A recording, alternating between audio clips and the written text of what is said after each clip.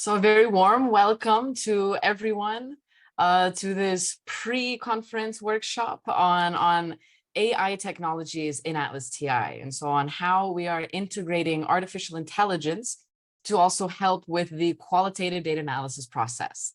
There's a lot of new tools, a lot of exciting developments, certainly still a long way to go, right, before AI is completely replacing us human researchers. I can tell you we are still very much necessary. But I think it is really exciting to see how AI really is developing. And I think we really are reaching a point where it truly can complement and help our analysis. And so my name is Ivana Radivojevic, and I'm the project manager with ATLAS.ti. And so we're very happy to be sponsors with the conference. It's been many years now. We always enjoy coming to the event and connecting with qualitative researchers all around the world. So you'll see myself as well as my director, Dr. Neringa Kalpokas. And so, yeah, we're very excited to be a part of this and to share a little bit about ATLAS.ti here. And so I have our contact information here, but I'll also put, I can put my information in the chat as well. But I am happy to say that at the end of our session today, besides just giving an overview of these AI tools in ATLAS.ti, we are also happy to even raffle away a free license just for everyone who's here today. And so we can have that raffle at the end of the session. And as well, for everyone who's here today, with the raffle, only one person can be picked, but all of you can definitely leave here today with a discount coupon for any ATLAS.ti licenses. So happy to kind of share these things, and of course, much more in the conference. But, well, today we're here to talk specifically about AI, because indeed, as Sonia very well said, this is a very interesting topic that's emerging with qualitative research. And indeed, I am happy, as we said, to make this kind of interactive. So, if any questions come up, feel free to write in the chats, and I'll try to keep an eye on it. But at the end, we'll definitely leave some time to go through questions as well. And so before we jump into the software and all the tools that we have, I do just want to lay a little bit of foundation here and start by saying, well, what is ATLAS.ti? What is it that we're all looking at here today? Well, formally stated, ATLAS.ti is a computer-assisted qualitative data analysis software. In other words, ATLAS.ti is a tool that we as researchers can use to facilitate our research and our analysis. And so ATLAS.ti can facilitate our analysis of any kind of unstructured or non-numerical data, so any kind of qualitative data. And although ATLAS.ti will not do the entire analysis for us, it does certainly help us carry out research that's more organized and transparent and integrated. So there is no magic button that just gives us the results. This is something that we always said when we would, be teaching the software. Although in light of these recent developments with the AI tools, it's true that actually now in some cases, the software even can do analysis for us. That's exactly what we will see today. But always, when it comes to research, and especially when we're doing academic research and these kinds of qualitative studies, I think always it's important that there is still a human looking at it. So that's why I don't think that, AI will completely replace us yet, but it's a really, really powerful complement to help inform our own thinking and, give us another perspective. But, well, we'll see, right? I'm also eager to hear what you all think about it and what kind of applications you might see with these AI tools. But before we get into that, to finish about ATLAS.ti here, this is also, of course, a really powerful tool for teamwork. If you ever do work with multiple people in the same project, counting on a software is just absolutely necessary, I would say, so that you can have everyone working in the same project. You can see how everyone's analyzed it. You can easily compare everyone's codings and calculate intercoder agreement. So we have a lot of features that support teamwork. I could go on and on about that, but that would be a topic for another presentation. In addition to teamwork, ATLAS.ti is also a great tool to support mixed methods research. So yes, it was originally designed to analyze qualitative data, but it can also be integrated with quantitative analyses. And for example, you can export the whole project and open it in SPSS or R or Stata, and then also run quantitative analyses on your qualitative coding. So there's also possibilities for mixed methods research. And then, of course, you can analyze just about any type of data. So perhaps most commonly, we work with text data like transcripts from interviews, but we can also analyze images, audio recordings, videos, geographic data. We can import references from your preferred bibliographic reference manager, import survey data, tweets from Twitter, and comments from any social media post. So all these different kinds of data can be added to the same ATLAS.ti project so that you can analyze any overarching patterns and trends in your research. And so I see just a few, I see in the chat, yes, hello everyone, welcome, welcome. Yes, great to see everyone from all around the world connecting here. So that's great. So feel free to get settled in. We're just starting here with the introduction. So we know now what ATLAS.ti is, a powerful software for analyzing qualitative data. And now I just want to take a moment to also say why you should choose ATLAS.ti. So first and foremost, ATLAS.ti really does allow us to analyze anything and faster, as you can import a great variety of types of data. And the software, it makes it easier for you to manage all of that. So of course, this is a huge time saver when it comes to carrying out these big research projects. And as we'll see today, we also have a lot of different tools that can make our analysis even faster. Another unique aspect of ATLAS.ti is that our licenses always include full access to all of our platforms. So we'll see today, we'll have ATLAS.ti Desktop, that's for Windows and Mac computers. And we also have an online platform, and that's ATLAS.ti Web. And so this one's completely online, and we also have a local desktop application. So when you get an ATLAS.ti license, you have access to all of these. And you can choose where you prefer to work. And of course, you can also move your project with you. So it's a very flexible kind of license. It's just, one license that includes all the platform as well as all the features. And so all the tools and features are always included right there. For student licenses and commercial licenses or university licenses, it's always access to the full software. Now, besides this, we also have a great team of developers who are always working really hard to streamline the software as much as possible, make it as intuitive to use as possible. And so it really is something that has become a lot easier to learn. And so we'll get to see that today. And so that, you don't have to spend time learning how to use the software, you can just get to your analysis.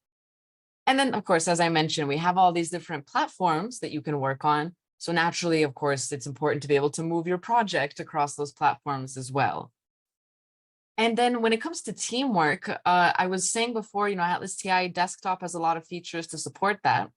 But if you are going to be working in a team, then ATLAS.ti Web also offers a really great solution because you can collaborate in real time. Since you're working online, everything that anyone does in the project is automatically saved and updated across everyone's computers. And so you don't have to deal with conflicting copies or sending files back and forth. It's just all right there in the project. So definitely takes a lot of the headache out of teamwork. Now, as well, our licenses make it really easy to manage the different users that you have on it. You can invite as many people as you want to a license. The only thing a license limits is how many people can use it at the same time. But that being said, the licenses are very flexible and easy to manage. And then also, we're always here for you. We have a worldwide team of expert user supporters, and we're always happy to give our support via email, telephone, as well as chat. And so we have live chat and live telephone. We offer this 24 hours a day, 5 days a week. And so you can always reach out to us for any questions you have. And, we're happy to help out however we can. So I also just wanted to mention, for those of you who are interested in exploring more about ATLAS.ti, we have a great deal of content on our website. We have a lot of different learning resources, such as trainings that you can attend to keep learning more about the software. And then, of course, the full manual, extensive documentation. We have sample projects, which is great if you want to try out a project on your own computer. I'll be working with one of these today. And then a research hub where we're publishing like best practices articles and case studies. And so lots of interesting material there, as well as video tutorials, of course, to revise anything. And so, for example, among our trainings, we're really happy to see that our self-paced online courses, our e-learning courses, consistently get really positive feedback. And so this is also a really comfortable way to learn about the software in case you ever do want to learn according to your own rhythm and pace. It's something I would definitely recommend. But of course, if as any questions do ever come up at any point in the future, you can always count on our supports. Today, I'm here and happy to answer any questions. but certainly as you move forward with your research in ATLAS.ti, you can count on us. So then, without any further ado, let's go ahead and take a look at ATLAS.ti. Now, since we have all these different platforms, I thought I could start an ATLAS.ti web just so that we can get a look at the online platform, and then we can move over to ATLAS.ti Windows, and then we can look at the other analysis, the other AI tools that we have here. And so I see we have a question in the chat about adding a student to a license. I see. So you're asking about sharing the licenses. So with the ATLAS.ti, so everyone who has an ATLAS.ti license, you can easily manage your licenses in your ATLAS.ti account page. From the website, you'll go to My ATLAS.ti. But okay, I can go into that more later on. But I did anyway want to go on over here to my internet browser, because here we are inside ATLAS.ti web. Now, before I get going into the analysis tools that we have here, our AI tools, I am curious to know, how many of us here today have used some sort of CAC-DAS before, some sort of qualitative data analysis software. Maybe you can write in the chat, or people can raise their hands just to get some sense, if you've seen these kinds of softwares before, or if this is maybe the first time. Yeah, so I see we have a couple of hands up. Great, great. Okay, so I see 5 hands up, but also 6. Yeah, more coming in. So I get the sense we're about half, actually. Half have experience with software and half maybe not. Okay, so great. That's good to know. Just out of curiosity here. And in that case, I can also do a quick mini overview of what it's like to work with the qualitative data analysis software, right? So that we're all on the same page here.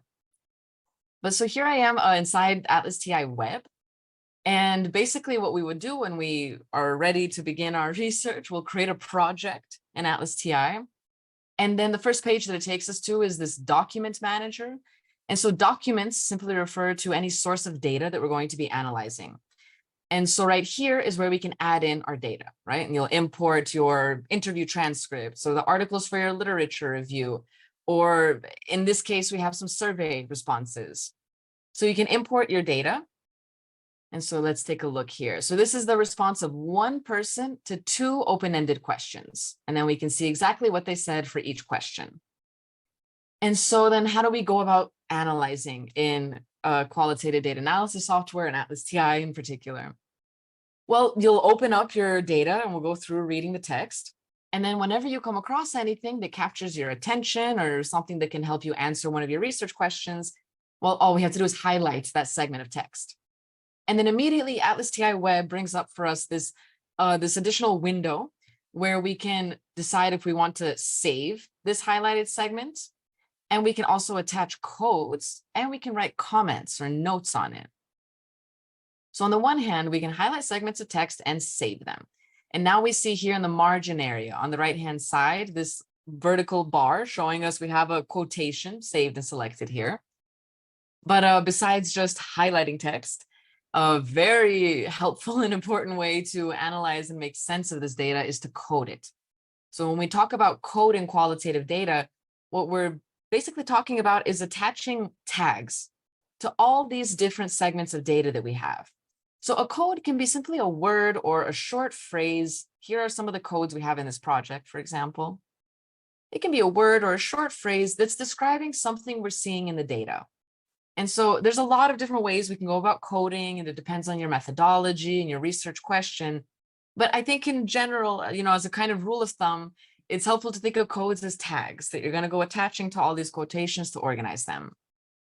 So for example, here I can see that this participant's describing this, the game that we're evaluating here as a box of blocks. And so I could even use those words exactly as a code if I wanted to say a box of blocks. In fact, since I have this whole thing selected, I could even directly create a code from this, right? And so I could also simply create this in vivo code. We have the option right here where it just takes that text and turns it into a code for us. And then we can also write comments on quotations. So these can be notes, thoughts, reflections, ideas. Why did this piece of data capture your attention, right? How can it help you answer your research question? And we can jot down all of our ideas here in this comment space. And so there we have it. We can see our code now and our quotation, and we can see our notes on it. This is essentially the foundation of analysis in ATLAS.ti, is that we go through and highlight relevant segments of data, and then we attach codes, and we write in our memos. Sorry, and we write comments in our thoughts in the comments, right? Our analyses and reflections. So now that we're familiar with kind of the gist of how software helps us with the qualitative analysis, we can go through coding everything, and then of course later it's really easy to pull up all the data that we have attached to this code in particular, right? And so it certainly saves a lot of time there. So now that we're familiar with that, then I do think we can take a look at now how AI-powered technologies can help with this part of the analysis, because this is really where we would spend the majority of our time is, reading through the data, highlighting, coding, thinking about what codes to attach and making sense of everything. Many times you might be halfway through your data and a new code comes up, and then you need to go back and, make sure you're applying it consistently to everything. So coding, I mean, it is a laborious process, but because it is so important, it's how we are condensing all of our data and making sense of it. But, fortunately, technology is really improving, and there really are some ways that it can help us with this part of the analysis. So let's take a look here. One thing we're interested in analyzing here. So this project, like I said, it's one of our sample projects. And in this project, we're looking at how parents evaluate the video game Minecraft. And so we have this, so these are parents' responses to how they would summarize their review of Minecraft and how they evaluate it. And so we're looking at, what do parents think about Minecraft? Do they think it's appropriate for children? Of what age? How they kind of evaluate it. So that's just to kind of set the groundwork for the data that we're actually looking at here. But so in this study, we're looking at Minecraft and how parents are evaluating it. So one thing that I know I want to see is what participants say about the game. And so I'm interested in seeing, where they're talking about the game. Well, what is it that they're saying in that sentence? So whenever we want to search for any particular word, like game, in this case, one of our keywords, for example, well, this, of course, is very easy to do. And we can click on this magnifying glass and search for any word in our document. Let's go ahead and search for game. We can see it appears 3 times, and ATLAS.ti is highlighting it for us. And so one great thing with ATLAS.ti is that we can look for any word, but we can also automatically save these as quotations. And we have that option right here. We can tell it what size quotation we want it to make. But we don't have to stop here. Okay, we looked for a game, but ATLAS.ti can help us out even more by also suggesting any synonyms for this word. And so this is a dictionary of synonyms that it has here, so that whenever we search for any word, we can also very easily add any additional synonyms here to expand our search. And this is really important because people might be talking about the game, but they might use a different word. And so we want to make sure that we also capture those, right? Just because they didn't use these particular letters doesn't mean it's not relevant data for us. And we could also even add additional words, like if I want to also search for online, and then maybe different variations of that. So ATLAS.ti has this smart search also incorporated so that it automatically suggests synonyms. By the way, this is also available in ATLAS.ti Desktop. So the same text search and looking for the synonyms, we also have that there. And then we can automatically save the quotation for all of these. And then I could say here, maybe this is about different online games. And I could even write a note to say that these are my results of auto coding. Right? So then it automatically creates these quotations for us, and then we have our code. So this is already one form of kind of automating the analysis so that we can search for any word and then have the software automatically attach codes on all the finds that match that word. So this is pretty straightforward, right? It's something we've had for quite a while, but still, I think that, there's no, we don't want to underestimate these kinds of tools, even though it seems pretty straightforward, but the simple tools are often the most powerful ones as well. And it's a huge time saver. When you know what you want to look for, we have that there. But besides just searching for words, we have another very exciting tool, and that is sentiment analysis. So sentiment analysis, we also have in ATLAS.ti Web as well as ATLAS.ti Desktop. And with sentiment analysis, what we can do is get a sense of what kinds of feelings participants are expressing. And are they talking with a positive tone, a negative tone, or a neutral tone? And with sentiment analysis, we can automatically code for all of that. So first we tell ATLAS.ti the scope of the search or what size quotations we want it to be creating. And then it has the sentiment analysis here. And then we'll just tell it which codes we want to use. So every time it finds a neutral sentiment, well, I want it to attach this code. For a negative, I want it to attach that code. And then we'll go ahead and code the results. And now ATLAS.ti is going by itself through the data. Granted here, this is very little data, but it goes through and it's automatically identifying where some sort of negative sentiment might be being expressed, as well as any positive sentiments. And we also have those codes added. So when you have, a lot of data, for example, an interview transcript would be much longer than just the answer to an open-ended survey. But then, just with one click to have all of that coded, I mean, this can be a huge help. And if you're interested in analyzing feelings and how people talk about something, then of course, this can be a really powerful tool.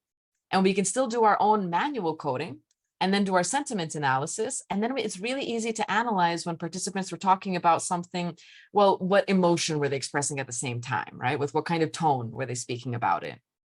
So sentiment analysis is one of these AI-powered tools that's using natural language processing to identify the sentiments being expressed.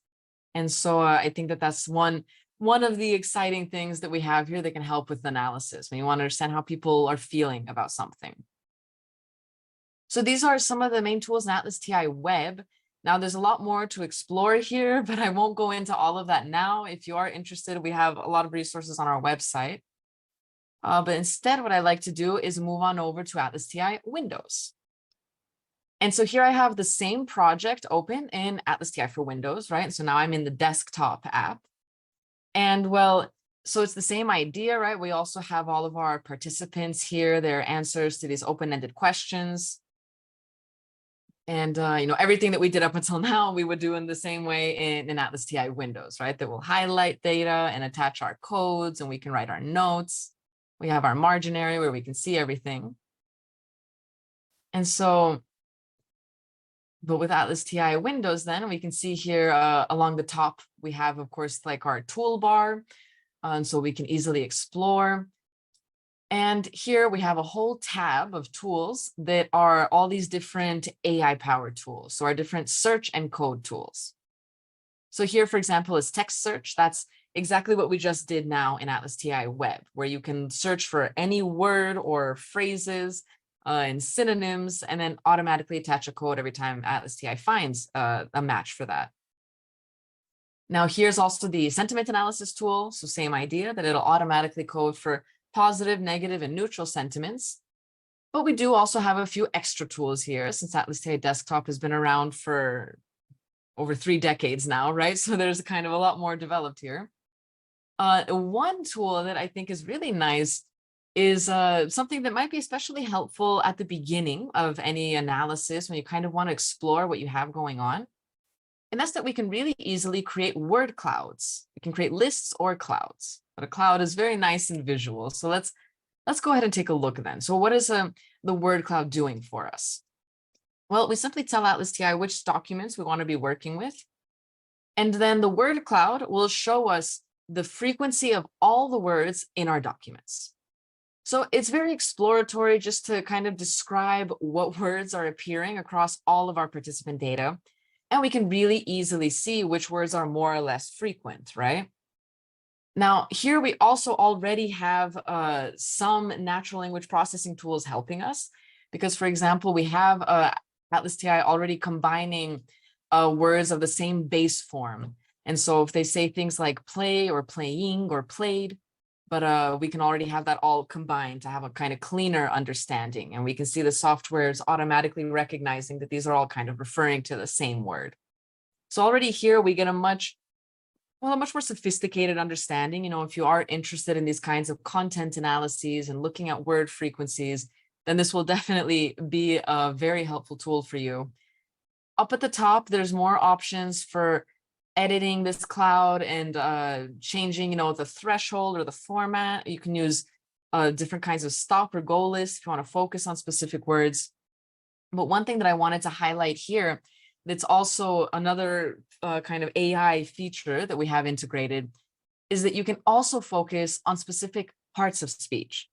So word clouds are especially helpful for people doing content analyses or just to explore. And then if you are really analyzing language, conversations, if you're doing discourse analysis, for example, and if you are interested in looking at these different parts of speech, then without a doubt, this will be the tool for you. And so, for example, here, right now, we're seeing all of the words that we have, but maybe I just want to see adjectives that are being used. I just want to see how participants are describing the game. So we can really easily filter for that specific part of speech. And now it's only showing us adjectives that come up. And we can, look for multiple parts of speech at a time or all of them. It's really easy to adjust this. But I think this is also a really exciting kind of feature because it just makes it so easy then to restructure or to explore your data from different angles. And so if you do ever need that, you certainly have that tool available there. Now that we're, working with the word cloud, well, this can also give us ideas for things we might want to look into more. For example, then we could do a text search to look for where creative is always appearing, right? So we can combine all these different tools to go through our analysis. So, I mean, there's so many ways that we could apply these tools. And I'm happy to hear, anyone else's ideas, or if anyone else does have any personal kind of experiences with it, happy to hear it. But those are just some kinds of suggestions to get us started and thinking about these different tools. But so then we can look at word frequencies. Now we have another tool here, another kind of automatic coding. So changing gears a little bit. And this allows us to analyze specific parts of our data, but in a different way. Why don't we go ahead and open up the tool and take a look? So this tool, it's called named entity recognition. And what it's going to do is it'll go through all of our data. I'll just select all my survey data. And it'll go through all of the data we selected and identify anytime there's a person being mentioned, a location, an organization, or anything else. Under miscellaneous could be things like works of art or books or languages or political parties. So any other kind of entity that might appear would be categorized under miscellaneous. And again, we can tell ATLAS.ti what scope we want to search in or what size quotation we want to create. And I do want to look for all the entities. Now, with ATLAS.ti Desktop, when you are using these search and code tools, you'll see you have an option to manage the models. These are the AI models, right, that are processing the text. And so I just wanted to point out here that when you have it installed on your own computer, you can indeed click to install a more advanced model. We don't have this automatically installed simply because it takes up a little bit of extra space on the computer. But if you have that space and you want to install that advanced model, you have that right here. So, feel free to do that with any of these tools when you see that option. But all right, then let's go ahead and continue to our results. So it's going through all of our different documents, our 40 participants. And now we can see all of the different entities that were mentioned, and then we can see how it's categorizing them. And then this is the code that ATLAS.ti is suggesting that it would attach to these results. So from this window, we can review these results. We can make any changes if necessary. For example, I know that Minecraft isn't a person. I'll put it as an organization. But so we can take a look, and then we just tick the boxes to tell ATLAS.ti which results we want to see. And so maybe, I want to see kind of all these different video game platforms that are being discussed. So I'll just tick these boxes and let's see the results. So now ATLAS.ti is showing us in this nice list right here exactly the sentence where that entity appears. And so we can see where they're talking about Minecraft, YouTube, Nintendo, Xbox. and we can see our suggested codes on the side. So this is also that margin area that we can still code with and, work however we want. I mean, it's still very flexible. But with this tool in particular, now that we're doing this kind of automatic coding, indeed, ATLAS.ti suggests the codes for us, and we can just tell it to go ahead and apply that code to all of the results, right? Everywhere where someone's mentioning Minecraft, everywhere where someone's mentioning Nintendo or Xbox, or I'm going to go ahead and tell ATLAS.ti to apply all these codes. And there we have it. We now have our data coded with these. So this is a great help, if you are interested in analyzing entities, if this is something relevant for your research question, then this can be a huge time saver because it can automatically recognize when a specific person is being named, when a specific place comes up. And so then we can automatically attach our codes to all those. And then later it's really easy to see, what did everyone say about Minecraft versus Nintendo? And, we can pull up all those quotations. So that's named entity recognition to look at people, places, organizations, or any other kind of entity. As we already know, we have sentiment analysis, which works in very much the same way, that we can then look at positive, negative, and neutral sentiments and have ATLAS.ti apply all those proposed codes in one go. Now, we have some other relatively newer tools that are also really exciting, and I think it's a great way as well to make sense of our qualitative data. Because, always our goal at ATLAS.ti is to provide a tool that can meet everyone's needs, whatever kind of project you're working on, whatever kind of data it is, or whatever area you're working in. So that's it's important that, we have a lot of tools and flexibility here. And well, I guess what I'm trying to say here is that, there are a lot of exciting things in the software, but it's true that with research, always what's important is our research question and our methodology, and that should be guiding how we go about the analysis. And so there might be cases where, looking at entities isn't so relevant for your research. Well, that's perfectly fine, and you're not studying entities. So then, of course, you don't need to use these tools. But certainly, I do want everyone to be aware of all these different things that we have, because, you never know if you might need it at some point in the future. Now, what I want to take a look at next is our newest tool called opinion mining. And so with this tool, what we can do is, let's go ahead and open it up to take a look. With opinion mining, this can be very helpful if we want to understand, well, the opinions that participants are expressing in our data. So this tool is really exciting because it's going to take a look at what kinds of things participants are talking about, and then in what way are they talking about this, in a positive or a negative way. So as always, we'll tell ATLAS.ti what data we want to search in, and then the tool will go through, and let's take a look at the results. So it's showing us when participants talked about the game, that we have all these different positive ways in which the game is being talked about. And so we can see that great comes up 4 times, while good is the second most frequent. So we already get a nice idea of kind of the distribution and what ways are they talking about this. But then also always with ATLAS.ti, we're staying close to our results here. It's nice to have this bar graph and numbers, but we also need to see the data behind this, and the context is always really important.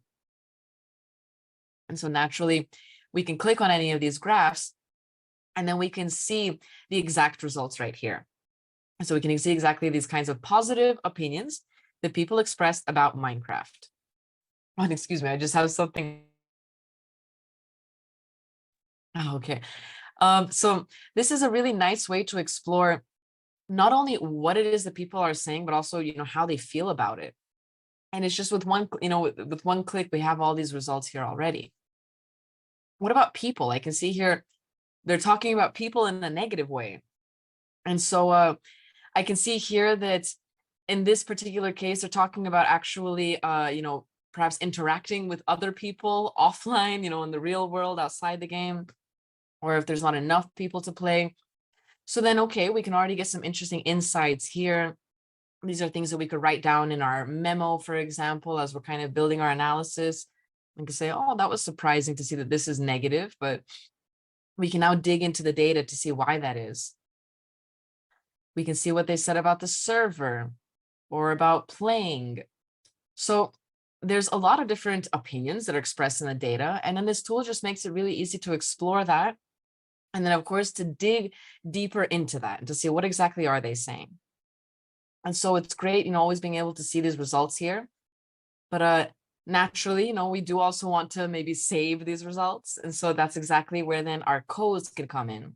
And so similarly, as we saw before, if we want, we can go through and individually code these, if we just want to pick and choose or follow our, whatever approach we prefer. But at the top, we have the button to apply the proposed codes. And so if we want to just tell ATLAS.ti, go ahead and save everything where they're talking about world and everything where, and they express this positive sentiment. And so that's how we can capture the opinion. We can see what they're talking about and how they feel about it. And so right there at the top, we have that option to apply proposed codes. So in this case, the codes that are being proposed, it'll change depending on whatever we've clicked on, right? So ATLAS.ti say, okay, you're looking at experiences now. So do you want to code for those? And then we have that right there. So opinion mining, I think this is something really exciting. I mean, just a few years ago, I certainly never could have imagined these kinds of things, that as soon as you have your data collected, you can put it in ATLAS.ti and already get this quick overview of what it is the participants are talking about, how do they feel about it. And so we already get some ideas for what's going on in the data. And then, of course, this can spark our own analytic thinking, deciding what to dig into further. But definitely it's so quick and easy. I mean, to just be able to do that with just a few clicks of the mouse, and we already have everything coded there. So that's our opinion mining, if we want to see how people feel about something. And then finally, let's take a look at another search and code tool that we have here, which is our concept search. I'll just maximize that a bit. And so with this tool, again, ATLAS.ti will go by itself through the data we have selected, and it will automatically identify any concepts that are appearing in our data. And so here, then, it gives us a nice word cloud. But in this case, we're not seeing all the words in the documents. We're just seeing all the concepts that appear. So we can see very easily which concepts appear more or less frequently. And so I can see game comes up a lot, of course. We're talking about a video game here. And maybe I see, community is also coming up quite a few times. And that's something I find really interesting. I know that there is a huge online community about this. And so maybe that's something I want to dig into more. And I say, okay, what are they saying about community? So as always, when you click on the result, you can see the actual data on the right-hand side that's underlying that. And so then we can see that all here, exactly what they're saying about community. And but what's even more exciting, I think, with this concept search tool is that we can look at these global level concepts, but we can also dig into more specific sub-concepts. And so we can see exactly what types of communities are they talking about. So we have 8 mentions of communities in general, but now we can really easily see, well, on the one hand, they might be talking about online communities in particular, or maybe they're talking about just a creative community or a kid-friendly community, right? So all of these are very different kinds of communities. And so it's important to be able to distinguish those different sub-concepts. And of course, ATLAS.ti just makes it really easy for us to do that, whether we want to look at concepts or move back to the global level. I mean, of course, we can do whatever we would like, for our analysis.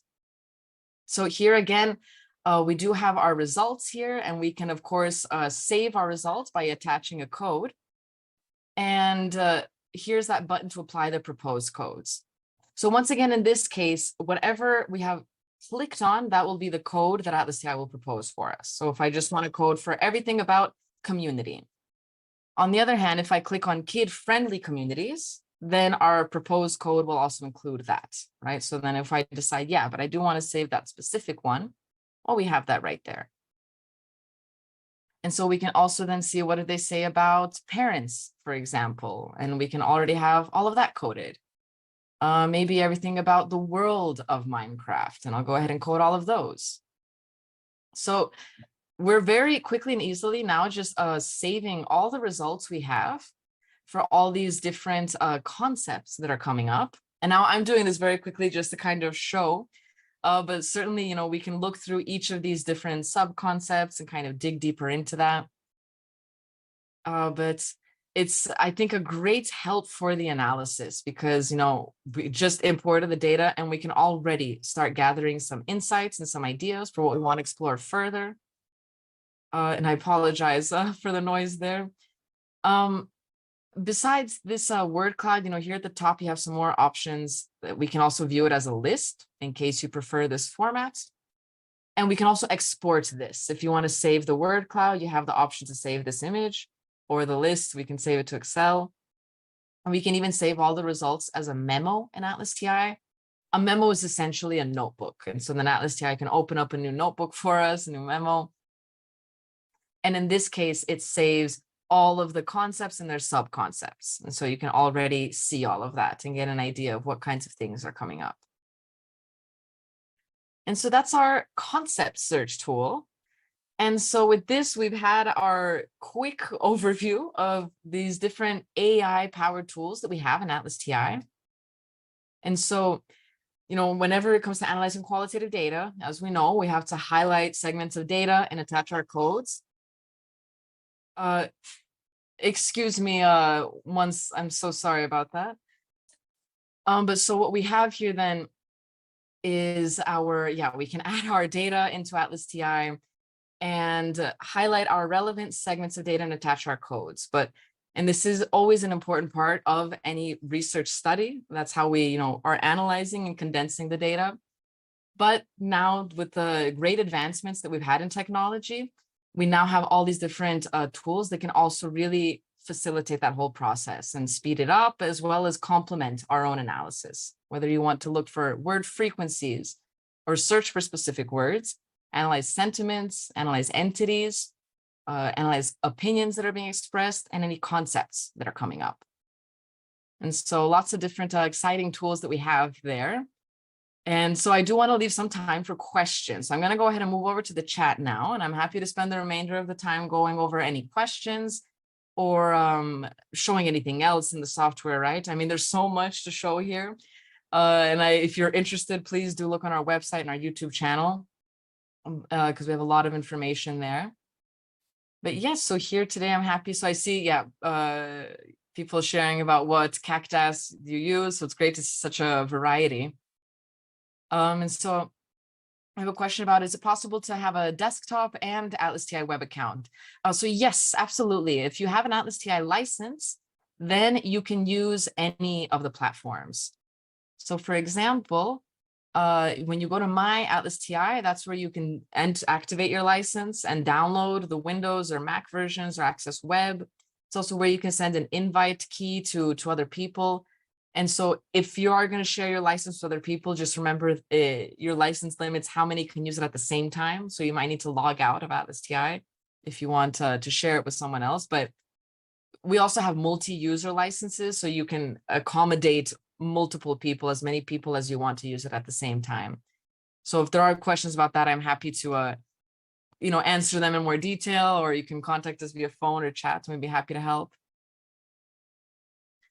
And speaking of which, actually, let me just also point that out here, that if you click on this feedback button, this is where you can open up our chat support, right? And so right from the software, you have that chat. And so feel free to always reach out if any questions ever come up. And so I see Christine is asking, so how does ATLAS.ti handle the fact that some words are positive in some contexts, whereas the same word would be negative in a different context? And so are there plans to allow users to access this underlying dictionary and adjust for context? So this is a question we get a lot. And let me open up the opinion mining tool here, for example, right? So see, because this is a very good question. And this is exactly what all of these tools, like this is the challenge, I think, with creating these tools, is that, human language is complex and something can be presented in a positive or negative way. For example, let me see if, where did I have that? Was it in game? Because I remember there was also a case of the game, here, and how it is, right? So what the game is. And here, for example, something that caught my attention, when I was looking around at this, is that addictive came up as positive. And then, you say addictive, but that's not a positive thing. Addictive is actually has negative connotations, right? And I think this exactly gets to that kind of question of how can we tell when addictive is being said in a negative way or in a seemingly positive way? And for example, in this case, it is positive because what the participant is referring to is that let me see, where is that result? Here we go. So here's the person saying that the game is addictive, but it's so educational and better than passive TV. So in this context, addictive is positive because they're saying it's so good you can't stop. And so the tool does distinguish that. It is picking up on the context. How exactly it's doing this, I admit I'm not a programmer, so I'm not familiar with how these algorithms go through this, all this natural language processing. But what I do know is that it is not simply a dictionary that the software is looking for.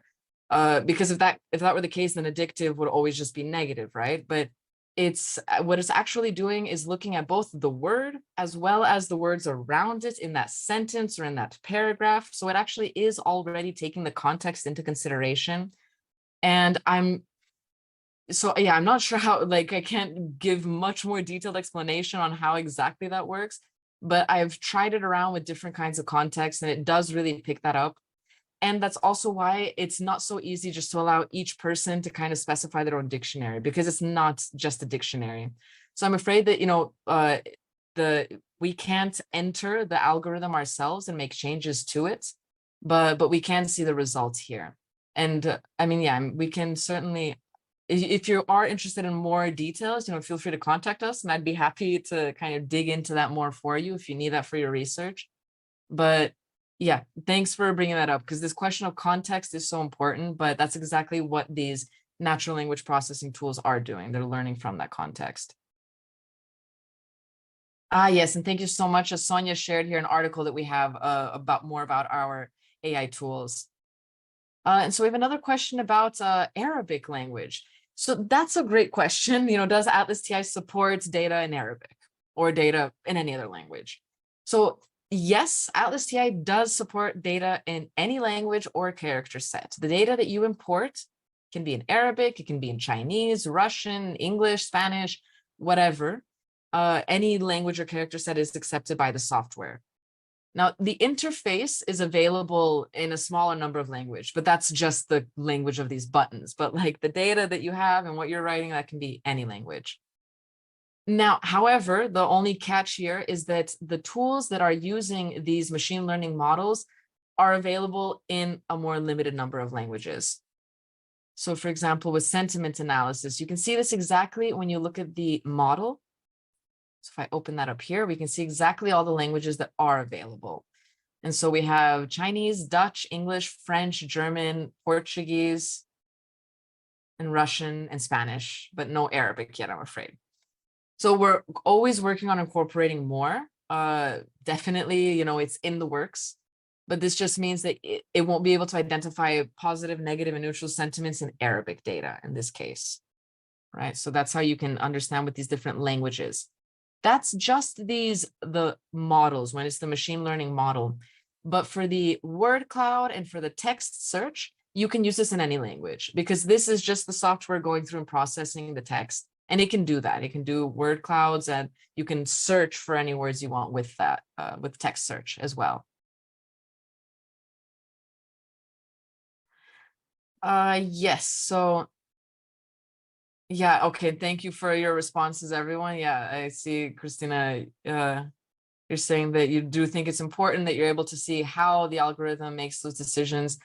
I'll definitely communicate this to them. And I know we're always working on developing more materials as well. I understand. Yeah, so thank you for sharing. And then another question of how are we defining concepts in this concept feature, right? How are concepts determined? And so in this case, what the software is looking at is nouns and noun phrases. And so it's looking for nouns that are appearing as well as the full phrase of it. And that's how it's identifying kind of the global concept and the sub-concept. And so Yeah, thanks everyone. And actually, since we are nearing the end, I do also want to make sure, in case you didn't get a chance to note that down before, so just to share with everyone in the chat here, that 20% discount coupon for any of our single user licenses. So if you want to get yourself a license, you can count on this discount for the rest of this month, until the end of this year. You have that there. And here is our raffle form. So I just put these in the chat. If you want to enter to win a free license, then just click on that link to enter in our raffle. Now, so with that, some material shared there, and hopefully we can share it in the follow-up email as well.